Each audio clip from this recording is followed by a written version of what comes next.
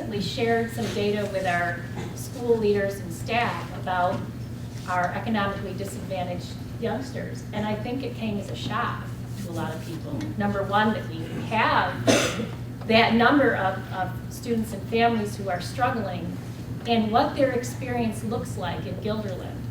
The administrator said to me she had a revelation that will require all of our select choir ladies to have a gown.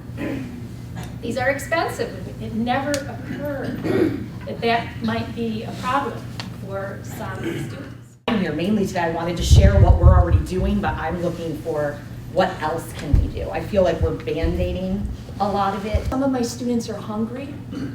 They simply do not get enough to eat. Over the past few years, I've noticed hoarding behavior. Items such as food behind book bins in the cubbies, pencils being hoarded in the desk, pencils being taken home. I've also noticed a possible confluence with mental health issues. Students who aren't diagnosed for any special ed needs displaying extreme behaviors such as throwing heavy objects at staff in the classroom. One that's the most troubling for me, and the one that's the hardest for me to say this morning, is suicidal ideation at the tender age of 7. And students coming in, it's kind of like the perfect storm where we are, because as our challenges have increased and our things have been more difficult for families, our resources, because of everything with budgetary issues, have decreased.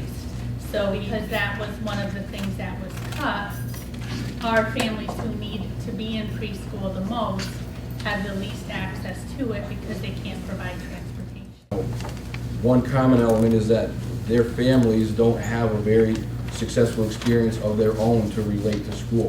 And many times we are looked at in the same light as the authorities, law enforcement. That, we get these coping skills is a big thing with students that live in poverty, because there is no light at the end of the tunnel. And to think that when you call home and in the background it's swearing and it's yelling and it's debates, you could see it'd be a hard thing to say, I want you to improve your math. Where's your math? My mother said to me,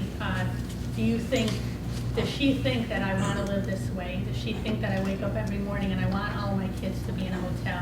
I want I want a normal life. I want what everyone else has, and I'm doing the best I can. And